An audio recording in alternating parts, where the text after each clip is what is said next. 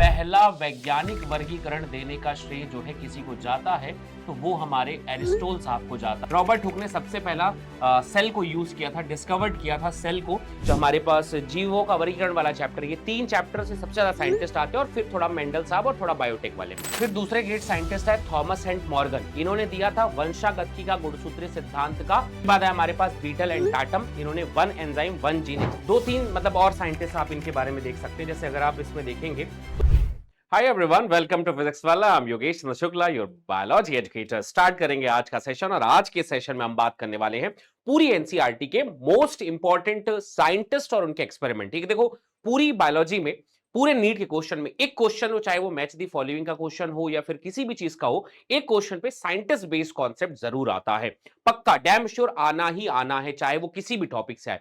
तो इसलिए मैंने पूरी बायोलॉजी के 11th एंड 12th दोनों को मिला करके कुछ इंपॉर्टेंट साइंटिस्ट जिनके ऊपर ज्यादा क्वेश्चन पूछे जाने की संभावना या फिर पूछे गए हैं, उनके साइंटिस्ट लेकर मैं यहां पर आज आप लोगों को मैं पेश करूंगा। और इसे मैं बताऊंगा कि एटलीस्ट अगर मान लो पूरे, देखो एनसीईआरटी में वैसे तो बहुत सारे साइंटिस्ट हैं, हर चैप्टर में ऑलमोस्ट 2-3 साइंटिस्ट हैं ही। तो हर यूनिट में 5-6 साइंटिस्ट ऐसे हैं और 5 यूनिट के तो 5 जो ब्रह्मास्त्र एनसीईआरटी के साइंटिस्ट है वो तो है ही। इसलिए इन सभी के बारे में थोड़ा थोड़ा अगर हम पढ़ ले और इतने साइंटिस्ट के बारे में हम पढ़ ले, तो हमारा जो क्वेश्चन के चांसेस बनते हैं कि 90% के अबव चांस है कि ये वाला जो क्वेश्चन आएगा वो डैम श्योर आपसे बनेगा ही बनेगा। तो चलिए आसान भाषा में समझते हैं। सिर्फ साइंटिस्ट के ऊपर अगर एक क्वेश्चन, ऐसे ही करके हम जो तिल तिल मिलाते जाएंगे हमारे पहाड़ बनते चले जाएंगे। ऐसे ही छोटे छोटे टॉपिक को मैं हमेशा बच्चों को हमेशा जब भी कहता हूं कोई बहुत बड़ी चीज अगर पढ़ रहे हो, उसे टुकड़े टुकड़े में थोड़ा सा बांट के पढ़िए।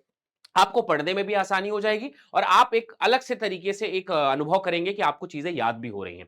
तो चलिए आज साइंटिस्ट के बारे में बात करने की कोशिश करते हैं और समझाने की कोशिश करते हैं कि एनसीईआरटी है। यहाँ पे थोड़ा सा मैंने इंग्लिश में पार्ट रखा हुआ, बट मैं उसे हिंदी में आपको लिए ट्रांसलेट कर दूंगा। ठीक है, सारे साइंटिस्ट, उनके एक्सपेरिमेंट क्या थे, ये बहुत बढ़िया क्वेश्चन आता है। यहां पर हम लोगों को एनसीईआरटी सिलेबस हम आपसे बात करेंगे। तो सबसे पहली कहानी हमारी शुरू होती है पहले चैप्टर द लिविंग वर्ल्ड से। लिविंग वर्ल्ड यानी जीव जगत, ये जो पहला चैप्टर है, चैप्टर नंबर हमारे पास में लाइन से याद रखना 1, जीव जगत इस चैप्टर का नाम है। इस चैप्टर के सबसे फेमस साइंटिस्ट है जिनका नाम है एरिस्टोल। अंग्रेजी में इन्हें एरिस्टोल लिखा जाता है, बट हिंदी में इन्हें अरस्तु कहते हैं। तो अरस्तु साहब जो हमारे पास में थे, इनके बारे में कहा जाता है कि ये फादर ऑफ बायोलॉजी हैं। ये मैं आप रिवीजन भी कर लेना, कुछ चीजें लिखी हुई है। फादर ऑफ बायोलॉजी है, फादर ऑफ जूलॉजी है, और इसके साथ साथ पहला वैज्ञानिक वर्गीकरण इन्होंने दिया था। तो ये बात याद रखना, इन्होंने दिया था पहला वैज्ञानिक वर्गीकरण। इस दुनिया को पहला वैज्ञानिक वर्गीकरण देने का श्रेय जो है किसी को जाता है तो वो हमारे एरिस्टोल साहब को जाता है, मतलब अरस्तु साहब को जाता है। इन्होंने 2 चीजों में डिस्ट्रीब्यूट किया था, प्लांट और एनिमल को। उनको प्लांट्स को उन्होंने डिस्ट्रीब्यूट किया था झाड़ी में, पेड़ में और शाक में, छोटे पौधों में। और जबकि एनिमल्स को इन्होंने डिस्ट्रीब्यूट किया था कि इनके पास एक रेड ब्लड है, किसी के पास नहीं है। तो ये डिस्ट्रीब्यूशन पहला था। दूसरे साइंटिस्ट है कैरोलस लिनियस। ठीक है, हिंदी में याद रखिएगा, हिंदी में बोल रहा हूं मैं इसको। ठीक है, कैरोलस लिनियस दूसरे साइंटिस्ट थे। इनके बारे में ये कहा जाता है ये वर्गीकी के पिता है। वर्गी टैक्सोनॉमी है ना, ठीक है, तो वर्गीकरण के बारे में बताया था। इन्होंने बायनोमियल नोमेनक्लेचर दिया था, मतलब इसे अपन कहते हैं द्विपद नामकरण। ये सबसे पहला काम इन्होंने दिया था, द्विपद नामकरण। और इसके साथ साथ जो है इनकी एक बुक थी जिसका नाम था सिस्टेमा नेचुरी। तो ये बात याद रखना, इनके बुक का नाम था सिस्टेमा नेचुरी। इनके ऊपर बहुत क्वेश्चन आता है। द्विपद नामकरण इन्होंने दिया था कैरोलस लिनियस ने। इसके बाद हमारे पास एक साइंटिस्ट आते हैं आर एच विटेकर, और आर एच विटेकर के बारे में कहा जाता है 5 किंगडम क्लासिफिकेशन, यानी हम इसे कहेंगे 5 जगत वर्गीकरण। तो ये कार्यक्रम हमारे पास में 5 जगत वर्गीकरण देने का जो श्रेय है वो जाता है आर एच विटेकर साहब को। एक और फेमस साइंटिस्ट जिनका नाम था कार्ल वूज। ये कार्ल वूज जो है, इन्होंने 3 डोमेन क्लासिफिकेशन या फिर 6 किंगडम क्लासिफिकेशन, इसी को हम कहते हैं 3 डोमेन क्लासिफिकेशन, इसका नाम यही है। और इसी को हम कहते हैं कि भाई इन्होंने 6 किंगडम क्लासिफिकेशन भी दिया था। 3 डोमेन बनाए थे, आर्किया, बैक्टीरिया और उसके अलावा यू बैक्टीरिया और उसके अलावा यूकैरियोटा। पहले चैप्टर के ये 4 साइंटिस्ट, इनके बारे में जरूर पढ़ना, मन लगा के पढ़ना। हिंदी में भी लिखा हुआ है, आराम से देखिए और आराम से आप उसे पढ़ सकते हैं। सेकेंड चैप्टर है बायोलॉजिकल क्लासिफिकेशन, यानी जीव जगत का वर्गीकरण। जीव जगत के वर्गीकरण में 3-4 साइंटिस्ट बहुत फेमस है। इनमें सबसे पहले साइंटिस्ट है, इनका नाम था दमित्री इवानोस्की। इवानोस्की के बारे में यह कहा जाता है कि इन्होंने टोबैको मोजेक वायरस यानी टोबैको मोजेक डिजीज को खोजा था, यानी टोबैको मोजेक वायरस को, और फर्स्ट टाइम वायरस को, विषाणु को सबसे पहले देखने का श्रेय देखा था। विषाणु को सबसे पहले इन्होंने देखा था, सबसे पहले। ठीक है, सबसे पहले देखा, देखने का श्रेय जो है ये हमारे पास में जाता है दमित्री इवानोस्की साहब को। इसके अलावा हमारे पास एमडब्ल्यू बेजरनिक साइंटिस्ट है। एम ये सेल वाले चैप्टर से भी रिलेटेड है थोड़ा सा, तो ये लिंक चैप्टर है दोनों। ठीक है, एमडब्ल्यू बेजरनिक के बारे में कहा जाता था, इन्होंने वायरस शब्द को दिया था और उसके अलावा इन्होंने बताया था कंटेजियम वाइवियम फ्लूइडियम। कंटेजियम वाइवियम फ्लूइडियम का मतलब होता है, उन्होंने बताया था संक्रामक, कंटेजियम वाइवियम जीवित तरल पदार्थ। ठीक है, इन्होंने बताया था कंटेजियम वाइवम फ्लूइडियम, और ये वन ऑफ फेवरेट क्वेश्चन बनता है, तरल संक्रामक जीवित तरल पदार्थ। ठीक है, वाइवम फ्लूइडियम तरल पदार्थ, ये इन्होंने बताया था कि वायरस ऐसा है। ठीक, इसके अलावा हमारे पास साइंटिस्ट आए एमडब्ल्यू स्टैनली। एमडब्ल्यू स्टैनली ने वायरस का क्रिस्टलाइजेशन के बारे में बात किया था, क्रिस्टलीकरण किया था टोबैको मोजेक वायरस का। ठीक है, कि वो नॉन सेलुलर होते हैं। इसके बाद एक और साइंटिस्ट है जिनका नाम था टीओ डाइनर। टीओ डाइनर ने खोजा था किसको? वायरॉइड्स को। ठीक है, किसको खोजा था? वायरॉइड्स को खोजा था, और ये पोटैटो स्पिंडल ट्यूबर डिजीज में इन्होंने ये चीज खोज दी थी। तो ये चार वैज्ञानिक इसमें खोजे जाते हैं सबसे ज्यादा सेल वाले चैप्टर में। ठीक है, सेल वाले चैप्टर में सबसे ज्यादा ये चार वैज्ञानिकों के बारे में बोला। इवानोस्की साहब ने क्या बोला था? टोबैको मोज़ेक डिजीज खोजी थी, फर्स्ट टाइम वायरस को खोजा था। इसके अलावा बेजरनिक साहब ने कंटेजियम वाइवम फ्लूइडियम खोजा था। एमडब्ल्यू स्टैनले साहब ने वायरस को क्रिस्टलीकरण के बारे में बताया था कि वो नॉन सेलुलर होता है, अकोशिकी होता है, अकोशिकीय होता है। ये जो जो शब्द मैं लिखते जा रहा हूं, इन शब्दों को जरूर याद रखना। ठीक है, थोड़ा अंग्रेजी हिंदी मिलाकर पढ़ना तो बढ़िया और अच्छे से याद हो जाएगा, क्योंकि साइंटिस्ट के नाम ज्यादातर जो है ना वो अंग्रेजी में ज्यादातर अच्छे से पढ़े जाते हैं। और टीओडाइनर साहब ने वायरॉइड्स के बारे में खोजा था। वायरॉइड्स आप सभी जानते हैं, विरोइड इसे हिंदी में लिखा जाता है। इसके बाद हम प्लांट किंगडम वाले चैप्टर में पहुंचे, तो प्लांट किंगडम में दो साइंटिस्ट बहुत फेमस है। एक का नाम अगेन वही कैरलस लिनियस। कैरलस लिनियस ने आर्टिफिशियल क्लासिफिकेशन दिया था, इन्हें कहते हैं कृत्रिम वर्गीकरण। कृत्रिम वर्गीकरण को आप ऐसा समझ सकते हैं कि कृत्रिम आर्टिफिशियल लोग सिर्फ बाहर बाहर से चीजें देखते हैं, इन्होंने सिर्फ बाहर बाहर की चीजें ही देखी थी, कृत्रिम वर्गीकरण इन्होंने दिया था। इसके बाद एक साइंटिस्ट आए बेंथम और हुकर, और बेंथम हुकर ने प्राकृतिक वर्गीकरण के बारे में बताया था इस दुनिया को, कि पादपों का प्राकृतिक वर्गीकरण कैसे होता है। याद रखना, प्राकृतिक वर्गीकरण है और किसका है? पादप का, प्लांट्स का प्राकृतिक वर्गीकरण के बारे में इन्होंने डिस्कशन किया था। Next scientist cell the unit of life. इसके और कुछ साइंटिस्ट हमारे सामने हैं, उनके बारे में भी पढ़ सकते हैं। जैसे सबसे पहला एक साइंटिस्ट आते हैं रॉबर्ट हुक। रॉबर्ट हुक ने सबसे पहला सेल को यूज किया था, डिस्कवर्ड किया था सेल को, और कॉर्क सेल के बारे में खोजा था। कॉर्क यानी छिलका। 1665 में कोशिका, पहली कोशिका देखी थी। याद रखना, कॉर्क एक मृत कोशिका होती है। पहली मृत कोशिका को खोजने का श्रेय रॉबर्ट हुक को जाता है। इसके बाद हमारे पास आए Antony von Leeuwenhoek. Antony von Leeuwenhoek ने पहली बार किसी माइक्रो ऑर्गेनिज्म को, सूक्ष्म जीवों को देखा था। तो इनके पास क्या है? माइक्रोस्कोप था, उन्होंने सूक्ष्म जीव को पहली बार देखा, को पहले देखा। ठीक है, तो सबसे पहले देखने का श्रेय जो है इन्हीं एंटोनी वॉन ल्यूवेनहॉक साहब को जाता है।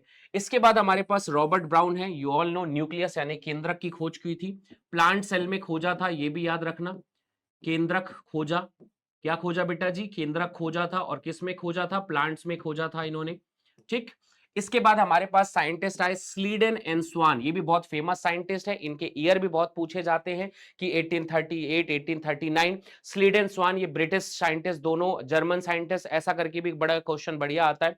ठीक है, तो प्रपोज सेल थ्योरी, इन्होंने कोशिकावाद दिया था। इन दोनों ने मिलाकर क्या दिया था बेटा जी? कोशिकावाद। कोशिकावाद को देने का श्रेय सबसे पहले जाता है स्लीडन एंड स्वान को। एनिमल प्लांट दोनों को बताया था। इसके बाद हमारे पास साइंटिस्ट है रुडोल्फ विर्चो। रुडोल्फ विर्चो के बारे में कहा जाता है, इन्होंने बताया था ओमनिस सेलुला ई सेलुला। ओमनिस सेलुला ई सेलुला का मतलब होता है कि कोशिका अपनी पूर्ववर्ती कोशिकाओं से ही बनती है। तो नई कोशिका अपनी पूर्ववर्ती कोशिकाओं से बनती है, ये बात बताई थी। ठीक है, तो ये बात याद रखना, नई कोशिका पूर्व स्थित कोशिका, पूर्व में स्थित जो पहले से उपस्थित कोशिका के विभाजन से बनती है। तो ये बात बताने का जो कार्यक्रम है, श्रेय है, जाता है रुडोल्फ विर्चो। विभाजन से बनती है, तो इन्होंने एक बात बताई कि नई कोशिका बनती कैसे है? पहले से उपस्थित जो कोशिका है उसके विभाजन से बनती है। फिर हमारे पास एक साइंटिस्ट है कैमिलो गोल्जी। इन्होंने गोल्जी अपैरेटस यानी गोल्जी उपकरण के बारे में बताया। इसके बाद जॉर्ज पैलेट ने राइबोसोम्स के बारे में इन्होंने खोजा। इसके बाद सिंगर एंड निकोलसन दिया था प्लाज्मा मेम्ब्रेन का फ्लूइड मोजेक मॉडल, तरल मोजेक नमूना, जो भी कहते हैं, तरल किर्मिक नमूना इसे कहते हैं, फ्लूइड मोजेक मॉडल, इसे हम कहते हैं तरल किर्मिक नमूना। ठीक है। फ्लूइड मोज़ेक मॉडल जो है इन्होंने दिया था, इनका नाम था सिंगर एंड निकोलसन। बार बार पढ़ना, हिंदी अंग्रेजी दोनों का क्लियर करना। इसके बाद हमारे पास एक साइंटिस्ट आते हैं जिनका चैप्टर है बायोमोलिक्यूल्स। बीच के चैप्टर्स में ज्यादा साइंटिस्ट है नहीं, ठीक है। बायोमोलिक्यूल्स बताता है वॉटसन क्रिक के बारे में। इन्होंने बताया था डीएनए का डबल हेलिक्स मॉडल 1953 में। ये बायोमोलिक्यूल्स के बारे में थोड़ा बहुत आपको जानकारी होनी चाहिए। फिर हमारे पास एक चैप्टर मिनरल न्यूट्रिशन का है, बट हालांकि ये चैप्टर आजकल है नहीं, बट फिर भी ये साइंटिस्ट बहुत काम के हैं, जूलियस वॉन सेक्स। जूलियस वॉन सेक्स के बारे में कहा जाता था, इन्होंने हाइड्रोपोनिक टेक्निक के बारे में बताया था कि यार पानी कैसे ऊपर चढ़ता है। खैर, फिर हमारे पास जो सबसे फेमस चैप्टर है फोटोसिंथेसिस, और इसके चैप्टर, इसके साइंटिस्ट तो भाई साहब पूछिए मत कितने जरूरी हैं। जरूरी कोशिका वाला चैप्टर, और ये चैप्टर, और कोशिका जो हमारे पास जीवों का वर्गीकरण वाला चैप्टर, ये तीन चैप्टर से सबसे ज्यादा साइंटिस्ट आते हैं, और फिर थोड़ा मेंडल साहब और थोड़ा बायोटेक वाले में। तो ये चार चैप्टर के साइंटिस्ट जरूर पढ़ना, ठीक है। सबसे पहले साइंटिस्ट आए जिन्होंने बताया जोसेफ प्रिस्ले। इन्होंने बेल जार एक्सपेरिमेंट किया था। बेल जार एक्सपेरिमेंट किया था, ये वही चूहा वाला एक्सपेरिमेंट था जिसमें ये बात बताया था कि ऑक्सीजन एंड एयर जो है प्यूरिफिकेशन बाय प्लांट, की मतलब प्लांट वो सारी चीज देता है, प्लांट जो है ऑक्सीजन को देता है, और उसका यूज जंतु और जो मोमबत्ती है वो दहन में यूज करती है। तो ये जोसेफ प्रिस्ले का एक्सपेरिमेंट था कि प्लांट ऑक्सीजन रिलीज करता है। इसके बाद हमारे पास साइंटिस्ट है John engine house. John engine house ने यह बताया कि भाई सनलाइट जो है वो ग्रीन पार्ट के बारे में, ग्रीन पार्ट बहुत जरूरी है, मतलब किसी पादप का जो ग्रीन पार्ट होता है उसी के पास ही फोटोसिंथेसिस होता है, इसलिए वो बहुत जरूरी है, सनलाइट बहुत जरूरी है। तो दो चीजें, सूर्य का प्रकाश और हरा, पौधों का हरा भाग ही प्रकाश संश्लेषण करता है। फिर हमारे पास है टी डब्ल्यू एंगलमैन। अगर किसी को इंग्लिश में दिक्कत हो तो जो मैं हिंदी में बोल रहा हूं वो लिख लेना, ठीक है। टी डब्ल्यू एंगलमैन साहब के बारे में बताया कि भाई इन्होंने सेम एक्सपेरिमेंट जो प्रिस्ले साहब ने किया था, उन्होंने उसे क्लैडोफोरा का यूज करके किया, ठीक है। तो इन्होंने क्या किया कि भाई oxygen is released, oxygen release होता है, ऑक्सीजन की मुक्ति के बारे में बताया, और ये जो है क्लैडोफोरा का यूज किया था, इन्होंने क्लैडोफोरा का यूज किया था, और बोला कि ब्लू लाइट और रेड लाइट जो होती है उस लाइट पे ज्यादा तेज प्रकाश संश्लेषण होता है। तो इन्होंने सेम एक्सपेरिमेंट पानी में किया, एक क्लैडोफोरा यूज किया, साथ ही साथ एरोबिक बैक्टीरिया यूज किया, और एरोबिक बैक्टीरिया को देखा कि ज्यादा वृद्धि कब कर रहा है, ज्यादा वृद्धि वो ब्लू लाइट और रेड लाइट पे करता है। क्यों? क्योंकि उसको वहां पे ज्यादा ऑक्सीजन मिलता है, और ज्यादा ऑक्सीजन इसलिए मिला क्योंकि क्लैडोफोरा ने वहां पर प्रकाश संश्लेषण कर ऑक्सीजन को मुक्त किया है। फिर हमारे पास है कॉर्लिनियस वॉन नील। कॉर्लिनियस वॉन नील के बारे में ये बताया कि भाई जो फोटोसिंथेसिस होता है उसमें कार्बन डाइऑक्साइड का रिडक्शन होता है। कार्बन डाइऑक्साइड का क्या होता है? रिडक्शन होता है, ये बात याद रखना। Light driver reduction of CO2 using hydrogen donor. Hydrogen donor का मतलब होता है जो पानी रिलीज करता, पानी है, पानी ही ये सब करता है, तो CO2 यहां पर रिडक्शन होता है। फिर हमारे पास आए एक साइंटिस्ट जिनका नाम था रेस्पिरेशन यानी श्वसन वाला चैप्टर है। इसमें एंटोनी लेवोजियर के बारे में कहा जाता है कि इन्होंने बताया था भाई कि ये जो हमारा श्वसन है वो दहन की जैसी प्रक्रिया है, दोनों में ऑक्सीजन यूज होती है। फिर प्लांट ग्रोथ एंड डेवलपमेंट में दो साइंटिस्ट आते हैं, एक का नाम है Darwin, Francis Darwin, Charles Darwin, पिता पुत्र थे दोनों। चार्ल्स डार्विन और फ्रांसिस डार्विन ने क्या बताया कि जो एविना कर्वेचर करके एक प्लांट लिया, और उस पे इन्होंने बताया कि टिप में जो है एक विशेष प्रकार का हार्मोन्स होता है जो उसको लाइट की दिशा में वृद्धि करवाता है, जो उसे लाइट की दिशा में मोड़ने का काम करवाता है, ये बात बताई थी। और फिर एक साइंटिस्ट आए FW वेंट, इन्होंने इंडोल एसिटिक एसिड को खोजा था, इंडोल एसिटिक एसिड को खोजा था, वो भी ओट के कोलेप्टाइल में, ठीक है। ओक जो प्लांट है उसके ओट के कोलियोप्टाइल यानी जो प्रांकुर का मेल भाग होता है, मुख्य भाग होता है, ठीक है। प्रांकुर का मेन सिरा होता है उस भाग पे, कोलियोप्टाइल पे, ठीक है। इसे अपन कहेंगे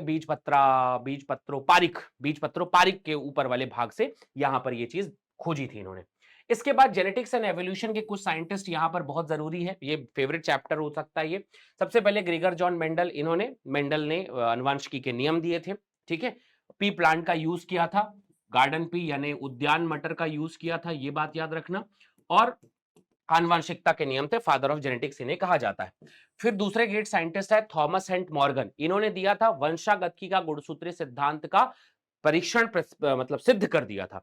तो वंशागतिकी का जो हमारे पास में गुणसूत्रीय सिद्धांत है, इसे एकदम वंशागतिकी का गुणसूत्रीय सिद्धांत, ठीक है, गुणसूत्रीय सिद्धांत जो है ये बात हमको बतानी है, गुणसूत्रीय सिद्धांत जो है ये हमें बतानी है, ये पॉइंट ध्यान पे रखना। और इन्होंने जो है ड्रोसोफिला यानी फल मक्खी का यूज किया था, फल मक्खी का यूज करके, ये भी बढ़िया क्वेश्चन पूछा जाता है कि किसका यूज किया था, ठीक है, तो फल मक्खी का यूज किया और उसके ऊपर एक्सपेरिमेंट दिया। इसके बाद चार्ल्स डार्विन आए हमारे पास में, इन्होंने नेचुरल सिलेक्शन यानी प्राकृतिक चयन के बारे में बताया था। इन्होंने पूरी कहानी का श्रेय जो है वो प्राकृतिक चयन को दे दिया था, कि प्राकृतिक चयन के बारे में चार्ल्स डार्विन साहब ने बताया था।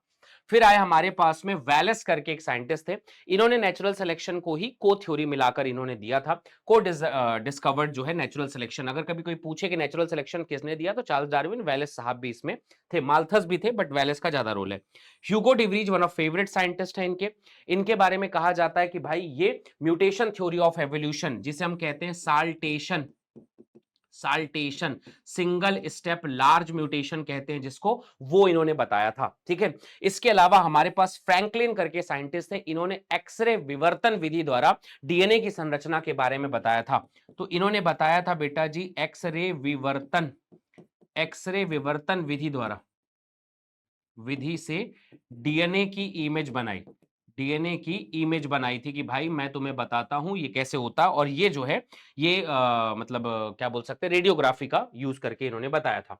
इसके बाद मॉलिक्यूलर बायोलॉजी के कुछ ग्रेटेस्ट साइंटिस्ट है, उनके बारे में बताना है। आणविक के बारे में फ्रेडरिक ग्रिफिथ, ग्रिफिथ के बारे में कहा जाता है इन्होंने रूपांतरण सिद्धांत को दिया था, ट्रांसफॉर्मिंग प्रिंसिपल, ठीक है। तो इन्होंने दिया था रूपांतरण प्रिंसिपल, रूपांतरण सिद्धांत दिया था, जेनेटिक मटेरियल की वजह से रूपांतरण होता है, ठीक। दूसरे साइंटिस्ट आए अवेरी, मैकलॉड एंड मैकार्टी, इन्होंने क्या किया, डीएनए मतलब बायोकेमिकल ट्रांसफॉर्मिंग प्रिंसिपल को प्रूफ करने की कोशिश की थी, proof DNA is transforming principle. रूपांतरण सिद्धांत में इन्होंने ये बात बताया कि रूपांतरण सिद्धांत जो होता है में डीएनए क्या करता है, डीएनए जो है वो क्या काम करता है, इस बात को बताया था। इसके बाद हमारे पास साइंटिस्ट आए Hershey and Chase, one of greatest scientist, इन्होंने प्रूफ कर दिया था कि DNA is genetic material, DNA ही आनुवांशिक पदार्थ है, डीएनए ही आनुवांशिक पदार्थ है, ये बात इन्होंने बता दी थी। डीएनए ही आनुवांशिक पदार्थ है, ये बात इन्होंने बताई थी, हार्से चेस मेथड इनका नाम था। मेसेल्सन इंस्टॉल ने प्रूफ किया था अर्ध संरक्षी विधि, इन्होंने बताया था डीएनए प्रतिलिपिकरण का, प्रतिलिपिकरण की अर्ध संरक्षी विधि, तो डीएनए प्रतिलिपिकरण की जो हमारे पास में अर्ध संरक्षी विधि है उसको बताया था इन्होंने, अर्ध संरक्षी विधि है उसको इन्होंने बताया था, सेमी कंजर्वेटिव मेथड के बारे में बताया था। इसके बाद है हमारे पास बीटल एंड टाटम, इन्होंने one enzyme one gene hypothesis को बताया था, न्यूरोस्पोरा को यूज करके, फंगस है न्यूरोस्पोरा उसको यूज करके। बायोटेक्नोलॉजी में कुछ साइंटिस्ट हैं जो बहुत फेमस हैं, इनमें से सबसे पहले थे कोहन एंड बोयर, इनके बारे में कहा जाता है रिकॉम्बिनेंट डीएनए टेक्नोलॉजी, ठीक है, पुनर्योगज, पुनर्योगज या योजन या जो भी कहते हैं इसको, पुनर्योजन डीएनए तकनीक, ठीक है, ये पूरा चैप्टर इसी के आधार पर है, तकनीक के खोजने का श्रेय जो है कोहेन बोयर को जाता है। फिर हमारे पास एक साइंटिस्ट है मुलिस, मुलिस ने पीसीआर की खोज की थी, पॉलीमरेज चेन रिएक्शन की। इसके बाद हमारे पास स्मिथ और आर्बर साइंटिस्ट थे, इन्होंने रिस्ट्रिक्शन एंजाइम के एंडोन्यूक्लियस की खोज की थी, प्रतिबंधन, प्रतिबंधन एंडोन्यूक्लियस की खोज की थी, ठीक है, न्यूक्लिएज की खोज की थी, ये साइंटिस्ट थे। और उसके बाद आए थे एडवर्ड जेनर, जेनर के बारे में ये फर्स्ट वैक्सीन स्मॉल पॉक्स को खोजने का श्रेय इनको दिया जाता है। इस तरीके से लास्ट में हमारे पास दो तीन साइंटिस्ट और आते हैं इकोलॉजी में, इकोलॉजी में सबसे ज्यादा एक साइंटिस्ट आते हैं जिनका नाम है Haeckel, Ernst Haeckel, Ernst Haeckel का टर्म इकोलॉजी के बारे में बताने का श्रेय दिया जाता है। फिर इसके बाद फिशर एंड फोर्ड के बारे में जानकारी है तो ठीक है, नहीं तो आवश्यकता उतना ही नहीं होती है, ठीक है। इसके अलावा इंडियन साइंटिस्ट कौन कौन से हमारे पास में बायोलॉजी में भाग लेते हैं, तो इनमें तीन साइंटिस्ट बहुत फेमस है, एक का नाम है एमएस स्वामीनाथन, इन्होंने कहा जाता है कि father of Indian green revolution, भारतीय हरित क्रांति, ठीक है, इनके बारे में कहा जाता है, भारतीय हरित क्रांति के बारे में, क्रांति जो है ये यहां पर बहुत फेमस है। इसके अलावा हमारे पास हरगोबिंद खुराना साहब थे, इन्होंने जेनेटिक मटेरियल, जेनेटिक कोड को बताया था, आनुवांशिक कोड जो हमारे पास में है उसके बारे में बताया था, आनुवांशिक कोड के बारे में बताया था, ठीक है, आनुवांशिक कोड के बारे में बताया था कि भाई ये जो है ये लैब में भी बनाया जा सकता है। लैब में आरएनए से आरएनए जो होता है संश्लेषण, ठीक है, टेम्पलेट फ्री जो भी ऐसा संश्लेषण हम करके फिर प्रोटीन बना सकते हैं। इसके अलावा हमारे पास एक साइंटिस्ट है सत्येंद्र नाथ बोस, इनके बारे में कहा जाता है कि यार ये जो बायोलॉजी होती है, मतलब प्लांट्स होते हैं, उनके पास भी ये जो दर्द होता है उसके बारे में बताया। Particle physical influence biological foundation, मतलब जो भी बायोलॉजिकल मटेरियल बनते हैं उस पे थोड़ा सा बाहर का भी प्रभाव पड़ता है। इसमें एक और साइंटिस्ट का बहुत ज्यादा आप ध्यान रख सकते हैं। उनके बारे में कहा जाता है कि अ, 2-3 मतलब और साइंटिस्ट आप इनके बारे में देख सकते हैं। जैसे अगर आप इसमें देखेंगे तो इकोलॉजी के कुछ-कुछ साइंटिस्ट हैं, जैसे अलेक्जेंडर वॉन हैम्बोल्ट, ठीक है? वॉन हैम्बोल्ट, ये आपका होमवर्क है, एक-एक बार इनके बारे में ज़रूर पढ़ लेना। वॉन हैम्बोल्ट, गॉस के बारे में पढ़ लेना, ठीक है? राइवेट पॉपेट हाइपोथेसिस जो होता है, अलेक्जेंडर वॉन हैम्बोल्ट, गॉस के एक्सपेरिमेंट के बारे में थोड़ा-सा पढ़ो। जितना भी आप इन सब के बारे में एक-एक बार देख सकते हैं, वॉन हैम्बोल्ट, गॉस के बारे में। उसके बाद है ना काफ़ी है, इतना अगर आपने एक बार डिस्कशन कर लिया तो एक-एक बार आप लोग इनको पूरा का पूरा देख लेना, ठीक है? तो इस तरीके से ये पूरे कॉन्सेप्ट, ये पूरे साइंटिस्ट जो मैंने इनका निचोड़ आपको बताया, ऐसा है कि कुछ और 5-6 साइंटिस्ट और अपन मतलब और भी हैं साइंटिस्ट इसमें, पर इन साइंटिस्ट के ऊपर में बढ़िया क्वेश्चन आते हैं। और मैं आपसे अगर कहूँगा कि अगर आप वो चैप्टर बताइए जिस पे सबसे ज़्यादा क्वेश्चन आ सकते हैं इन सब चैप्टर पे, तो अगर मैं चैप्टर बताऊँ तो सबसे पहले जो होता पहला, एक तो जीव जगत है, इसके साइंटिस्ट ज़रूर पढ़ लीजिएगा। जीव जगत जरूर पढ़ लीजिएगा। उसके बाद जीवों का वर्गीकरण, इस चैप्टर के साइंटिस्ट को जरूर पढ़िएगा। इसके बाद तीसरे नंबर पे आता है सेल, जरूर पढ़ना। चौथे नंबर पे फिर हमारे पास में कुछ पूछा जा सकता है तो वो है जेनेटिक्स, आनुवांशिकी।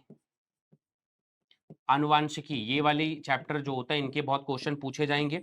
पांचवें नंबर पे हमारे पास परितंत्र के कुछ क्वेश्चन पूछे जाते हैं। परितंत्र, ये चैप्टर के है ना, गॉस का नियम और मतलब हमारे पास वो जो वार्बलर इफेक्ट होता है, ये सो 2-4-5 चीजें जो है बहुत क्वेश्चन पे पूछी जाती है। तो इनको आप एक बार रीड करके बढ़िया से कंप्लीट कर लीजिएगा। ठीक है guys, thank you so much, अपना बहुत ध्यान रखें। होप सो वीडियो पसंद आई होगी। कमेंट सेक्शन पे बताइए आपको ऐसे और कौन कौन से टॉपिक में परेशानियां होती है, हम सभी मिलकर उन सब चीजों पर डिस्कशन करेंगे और एग्जाम तक आपको ऐसे अनेकों अनेक वीडियोस मिलती रहेंगे। Thank you so much guys, love you, bye.